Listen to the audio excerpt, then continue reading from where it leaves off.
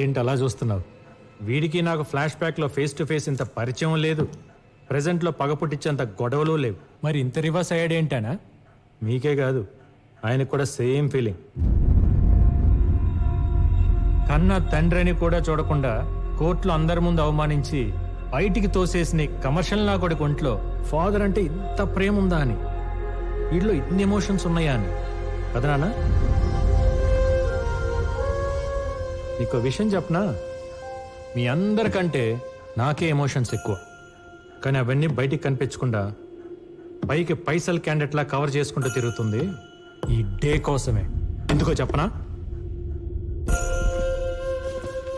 ఒక 9 ఏళ్ల కుర్రాడికి వాడి తండ్రి తోడుగా నిలబడి వాడి ఫ్యూచర్ గైడ్ చేయాల్సిన టైంలో వాడి తండ్రిని 10 ఏళ్ల పాటు డిప్రెషన్లోకి పంపించి ఆ పిల్లాడి లైఫ్తో ఆడుకున్నందుకు.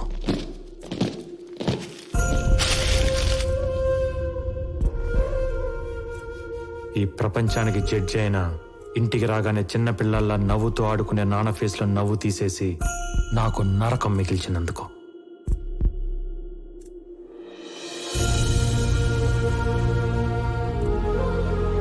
రోజు 10 మందికి న్యాయం చేసే మనిషిని కిరాణా షాప్ పెట్టుకొని సామాన్లు మోసుకునే పొజిషన్కి తీసుకొచ్చినందుకు. ఎక్కడికి వెళ్ళినా జడ్జి గారి భారీగా గౌరవించే మా అమ్మని అమూల్య చనిపోయింది మీ ఆయన వల్లనే అంట కదా అని అడిగే ప్రశ్నలకి సమాధానం చెప్పలేక నలుగురిలో అవమానపడిన అమ్మ ఏడుపుకి కారణమైనందుకు.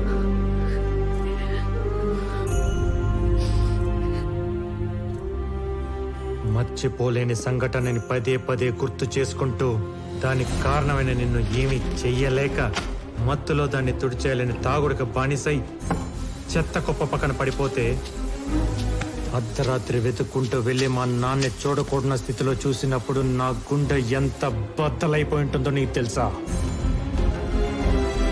ఇప్పుడు హ్యాపీగా ఉండే నా ఫ్యామిలీకి సైలెన్స్ మిగిల్చి నా కుటుంబాన్ని అవమాన పాలు చేసిన నిన్ను ఏమి చెయ్యలేక నాలో నేను ఏడ్చి ఏడ్చి దొరికిన గోడల మీద బొమ్మలు గీసి నిన్ను చంపేవాడిని.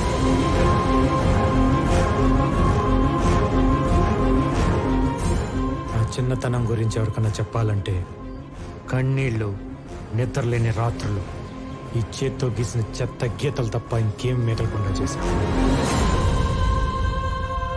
స్వీట్ మెమరీగా ఉండాల్సిన నా చైల్డ్హుడ్ని ఒక పెయిన్ఫుల్ ప్యాథటిక్ స్టోరీగా మార్చేశావు. అందుకే జడ్జి గారు అబ్బాయిగా పుట్టినందుకు చేతికి మట్టి అంటకుండా చంపుదాం అనుకున్నా. టైం కోసం వెయిట్ చేశా. शैला बानो వచ్చింది, अपॉर्चुनिटी फाड़. बोलिए बानो जी, क्या चाहिए आपको इस कमर्शियल आदमी से? मैंने अपने हस्बैंड को मार दिया. నీదే తప్పు లేకపోయినా చంపడం అనేది క్రైమే. దానికి ఎంతో కొంత శిక్ష అనేది ఉంటుంది. నీ కూతురుతో నువ్వు లైఫ్ లాంగ్ హ్యాపీగా ఉండేలా ప్లాన్ చేస్తావు. నేను చెప్పినట్టు చేయి. అలా శైలా బానుని అమూల్యగా మార్చి దివాకరం ఇంటి ముందు దింపా. అదే రాత్రి బాడీని నీ ఫామ్ హౌస్ కి షిఫ్ట్ చేయించా. తప్పండి, మనం ఏమైనా పర్మిషన్ తీసుకుని అఫీషియల్ గా చేస్తున్నావా ఏంటి? నీకున్న అమ్మాయిల పిచ్చికి దివాకరం దగ్గర ఉద్యోగం అడిగేలా చేసి నీ దగ్గరికి పంపించా. సార్ అమూల్య నీ చేతే పెళ్లి ప్రపోజల్ పెట్టించి నేను ఒప్పుకున్నాకే ఆ పెళ్లి జరిగేలా చేశా. కానీ ముందు అమ్మాయి కరెక్టో కాదో నేను చెక్ చేయాలి. కంగ్రాట్స్ సార్, నన్ను సెలెక్ట్ చేసిన మీ సెలెక్షన్ తప్పెలా అవుతుంది? మండపంలో ఇష్టం లేని పెళ్లి జరుగుతున్నట్టు మీడియా ముందు కలరింగ్ ఇప్పించారు. ఫస్ట్ డే శోభనానికి రెడీ అయిన నిన్ను మా నాన్న వీడియో ప్లే చేయించి డైవర్ట్ చేశా. ఇంకేం కమ్ము, అవుట్ అయిపోయింది అక్కడ.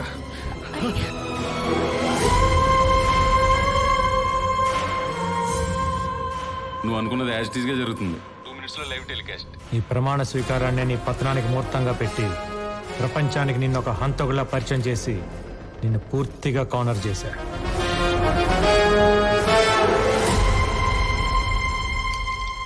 అబ్బా, అదిరిపోయింది. డైరెక్ట్గా క్రైములు చేస్తేనే రివెంజ్లకి అంత సీన్ ఇవ్వను. అలాంటిది నీ బాల్యాన్ని నేనేదో పాడు చేసేసాను నువ్వు ఫీల్ అయ్యి, నేను చెయ్యని మాటలకు చేశానని నా మీద రుద్దేసినంత మాత్రాన నీ పగలు ప్రతీకారాలు తీరతాయి అనుకుంటున్నావా?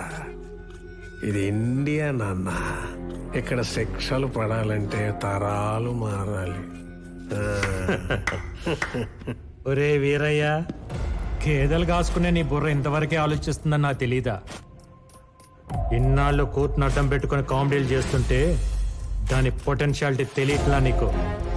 లాలో మెలకపడి మెడక బిగుసుకుంటే గిల్ల గిల్ల గిల్ల గిల్ల కొట్టుకోవాల్సింది ఎవడైనా. నీకు చేతనైతే దమ్ముంటే నీ నాలెడ్జ్, డబ్బు, పేరు, పలుకుబడి వాడుకొని చెయ్యని నేరానికి పడబోయే శిక్ష నుండి నిన్ను నువ్వు కాపాడుకో చూద్దాం. దా.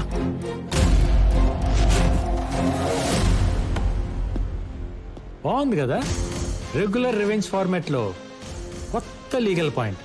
సమ్మగా ఉంది, మజా వస్తుంది. దా.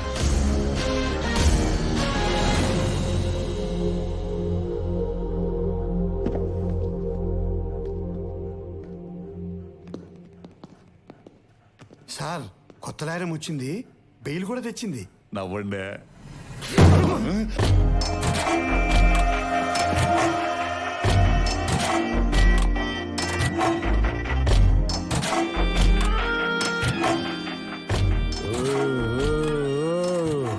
ఏందా సౌండ్? మడిసి అన్నాక కుసింత కళాపోసన ఉండాలని డాడీ అంటుండేవారు. లేకపోతే మడిసికి గుడ్డుకి తేడా ఎటు ఉంటుందని. ఆయన అన్న ఆ మాటను పట్టుకుని కనపడిన దాన్నల్లా కళాపోషణ చేసి చేసి చివరికి ఒక ఆవిడ పెట్టిన కేసులో ఇరుక్కుని లాయర్ని కలవడానికి వచ్చినాం. ఇప్పుడు ఆవిడనే గెలిగితే ఇలా కూడా మిగలవు సామే. లాయరా?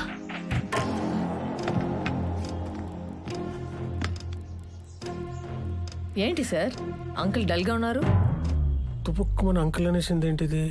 ఏం లేదమ్మే, ఈ కేసు గెలుస్తాడో లేదని చిన్న టెన్షన్. Why uncle? ఆ లాయర్ లకి సబ్మిట్ చేసిన విట్నెస్లు వింటే మీకే అర్థమైపోతుంది ఈ కేసులో ఎంత డెప్త్ ఉందో.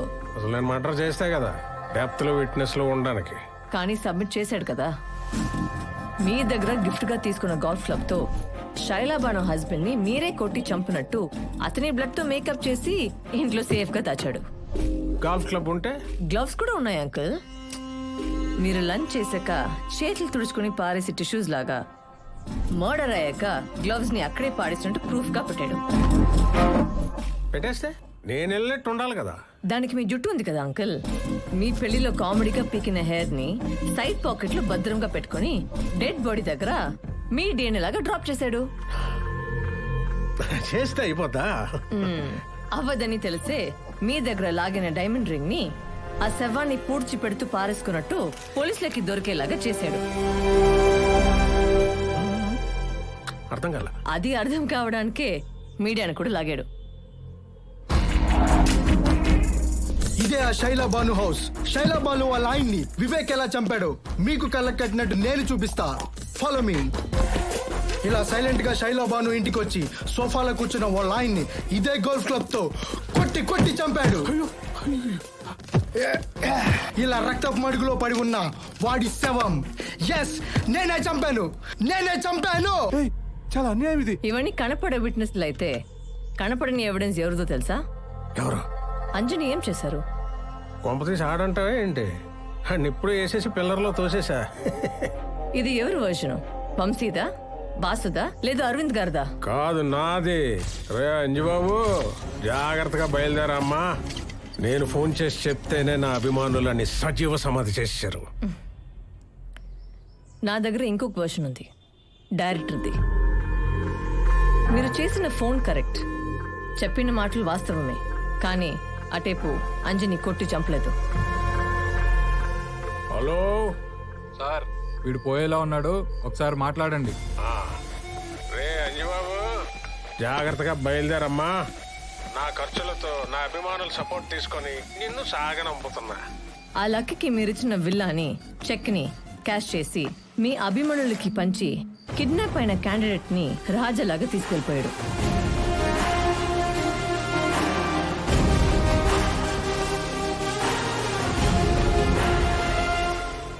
మీ దగ్గర నేర్చుకున్న కమర్షియల్ సిద్ధాంతాన్ని మీ దగ్గరే అప్లై చేసి తను గ్యాదర్ చేసిన మొత్తం విట్నెస్లతో సహా అంజని తీసుకెళ్లి చీఫ్ జస్టిస్ దగ్గర కూర్చోపెట్టాడు.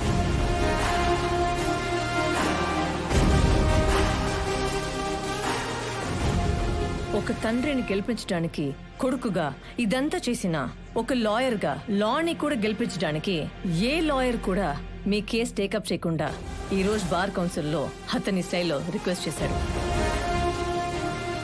ముఖ్యమంత్రిని కూడా చూడకుండా కేసులు పెట్టి కోర్టుకు ఎక్కించి బోన్లో నిలబెట్టి శిక్షలు వేసిన గొప్ప గొప్ప న్యాయవాదులున్న ఈ దేశంలో కేవలం జీతం మీద జీవితాంతం వాళ్ళు నమ్మిన సిద్ధాంతం కోసం బ్రతికి రిటైర్ అయిన సిన్సియర్ లాయర్స్ ఉన్న ఈ సిస్టంలో రౌడీ వెదవులకు ఆపోనెంట్ గా నిలబడి నడి రోడ్లో ప్రాణాలు కోల్పోయిన హానెస్ట్ సర్టిఫికేట్స్ ఉన్న ఈ సొసైటీలో కరెన్సీ కక్కుర్తుపడే కమర్షియల్ లాయర్స్ కూడా ఉన్నారనేది నమ్మలేని పచ్చి నిజం.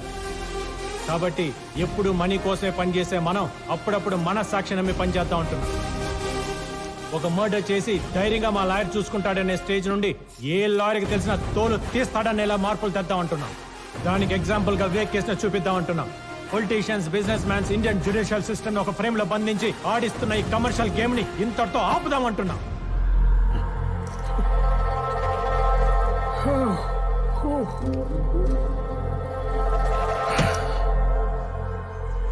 అయితే ఇప్పుడు నా వైపు నేను కూడా రాను అంకుల్. ఎందుకంటే మీరు వస్తూనే వంకరగా చూసిన చూపులకి నా వీపు హట్ అయింది. నేను చూసింది వీపు కాదులేమ్మా, ఏదో కారణం చెప్పి మొత్తానికి అందరూ కలిసి నన్ను ఊరికింప ఎక్కించేద్దాం చూస్తున్నారు. నేను చెయ్యను తప్పుకి కాదు, చేసిన పాపానికి 25 ఏళ్ల క్రితం వాళ్ళ నాన్న వేయాల్సిన 6 నెలల జైలు శిక్ష అవన్నీ కలిపి క్యాల్కులేట్ చేసి ఇంట్రెస్ట్తో పాటు ఇప్పుడు ఊరిగా మారింది. ఒక ఆడపిల్ల ఉసురు తగిలితే ఎంతటి మొగ్గడైనా మట్టిలో కలిసిపోల్సిందే అని కాలం ఎంచుకున్న కథ ఇది.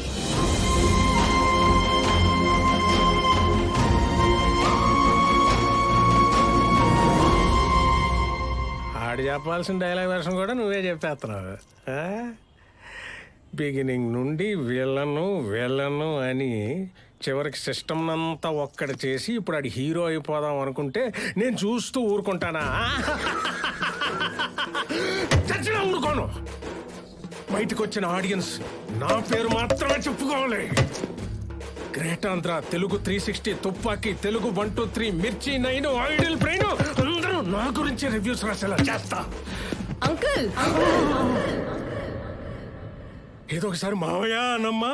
మావయ్య చాలు ఊరుకమ్మ ఎక్కేస్తాను.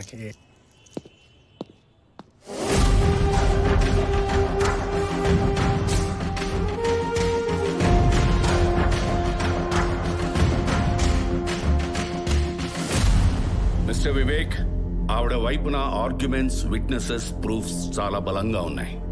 మీ తరఫున ఏమైనా ఆర్గ్యుమెంట్స్ ఉంటే please proceed with your lawyers. లాయర్లే ఉంటే నాకు ఈ ఆయాసం ఎందుకండి? అయినా మీరంతా కలిసి ఓ దేవుణ్ణి మంచోడని చెప్పాలా ఏంటి? మీరంతా జస్ట్ నేను సృష్టించిన సమస్త జీవకోటిలో చిన్న పురుగులు. ఇంతకాలం నేను దేవదూతనే అనుకున్నా, కానీ ఇప్పుడే తెలిసింది నేను డైరెక్ట్ గా దేవుణ్ణని, కారణ జన్ముణ్ణని. చూశారుగా నా వెనకాల ఎల్లో లైటు, ఆ ఆర.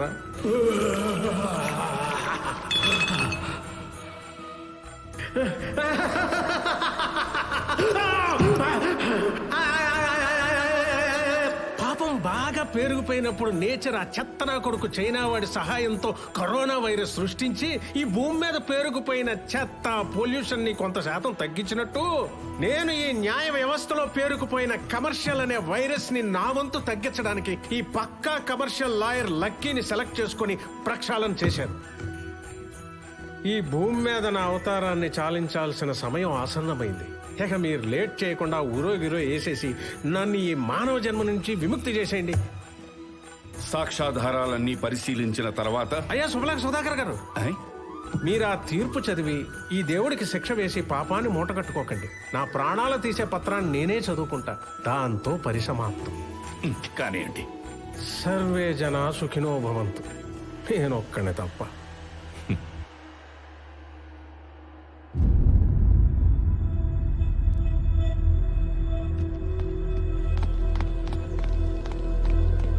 అన్నా,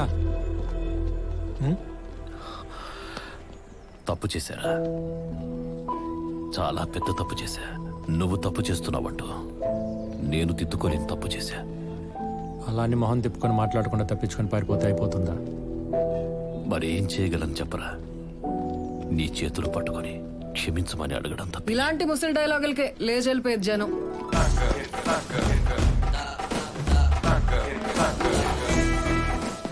లేకుండా బాగానే డీల్ చేసావే క్లైమాక్స్. రియల్ క్లైమాక్స్ నీకు చూపిస్తుందా?